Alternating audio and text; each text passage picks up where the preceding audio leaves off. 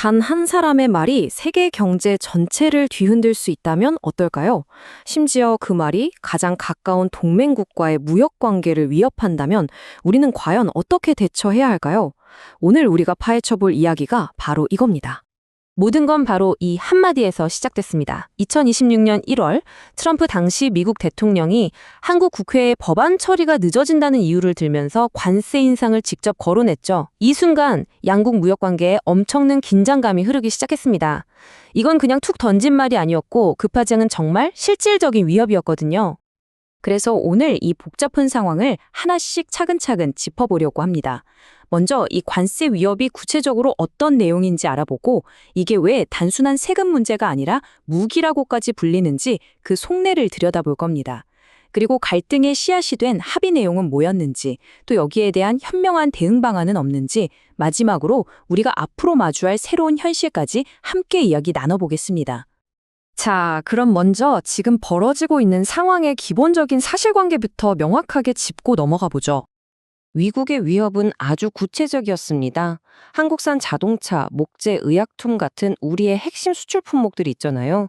여기에 매기는 관세를 현재 15%에서 무려 25%까지 올리겠다는 거였죠. 공식적으로 내세운 이유는 한국 국회에서 관련 법안 처리가 늦어지고 있다는 거였고요. 이 그래프를 보시면 아시겠지만 10%포인트 인상, 이거 절대 가벼운 수치가 아닙니다. 근데 여기서 진짜 흥미로운 점이 하나 있어요. 이렇게 강력한 발언이 나왔는데도 시장은 이상할 만큼 차분했다는 겁니다. 원달러 환율이 살짝 오르긴 했지만 주식시장은 오히려 상승세를 보이기도 했죠. 시장 참여자들은 이걸 당장 실행할 정책이라기보단 협상 테이블에서 유리한 고지를 차지하려는 일종의 전술로 본 거예요. 하지만 사설은 바로 이 지점에서 경고를 합니다. 시장이 조용하다고 해서 문제의 심각성을 간과해서는 절대 안 된다는 거죠. 그렇다면 이 문제의 진짜 본질은 뭘까요? 오늘 다루는 사설은 이번 관세 위협이 단순히 돈 문제가 아니라고 잘라 말합니다. 이건 명백한 정치적 목적을 가진 하나의 무기라는 거죠.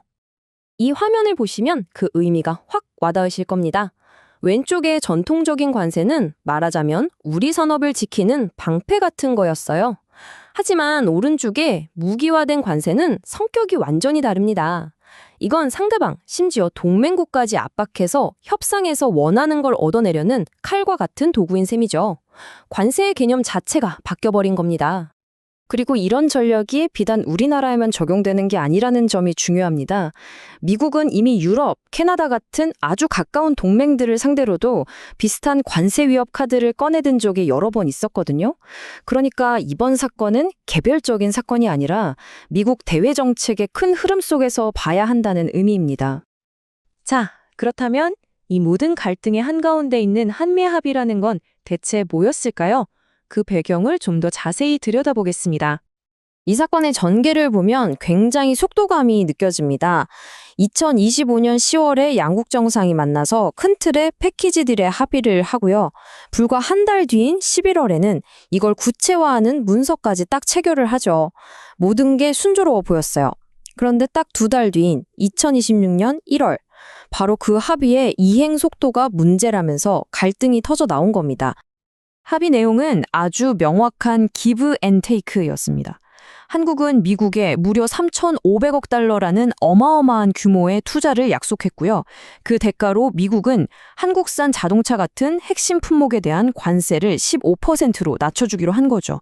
서로에게 이익이 되는 그런 약속이었습니다. 여기서 사설은 굉장히 중요한 분석을 내놓습니다. 이번 논란의 핵심은 누가 약속을 깼느냐가 아니라는 거예요.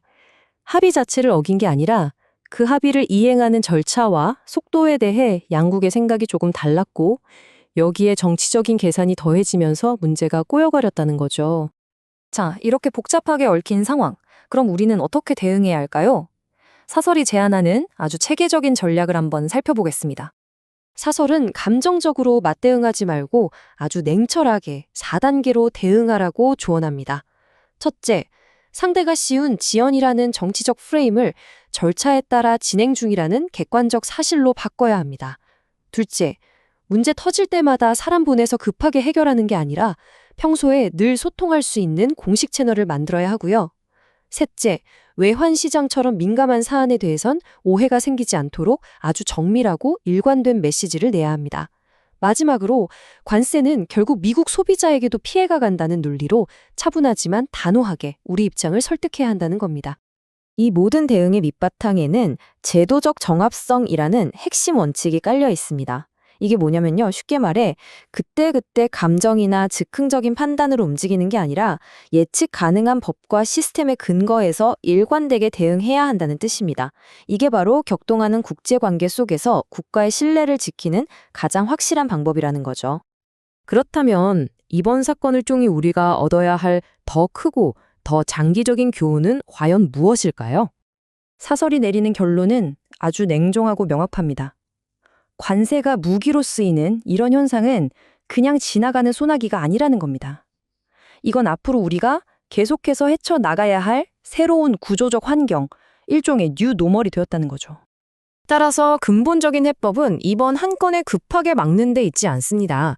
더 중요한 건 국제 합의를 아주 꼼꼼하게 관리하고 이걸 우리 국내 제도와 빈틈없이 연결하고 시장의 불안을 미리 잠재울 수 있는 예측 가능한 시스템을 만드는 겁니다. 한마디로 예측 불가능한 세상에서 국가의 원칙과 신뢰를 지켜줄 튼튼한 방패를 만드는 것. 그게 진짜 해법이라는 거죠. 경제적인 도구가 정치적인 무기가 되는 시대. 이런 새로운 현실 속에서 동맹 간의 신뢰를 지키기 위해 우리에게 정말로 필요한 건 무엇일까요? 이 질문에 대한 답을 찾아가는 것이 앞으로 우리 모두에게 주어진 과제가 아닐까 싶습니다. 오늘 이야기는 여기까지입니다. 재미있게 보셨다면 구독, 좋아요, 알림 설정까지 꼭 눌러주세요.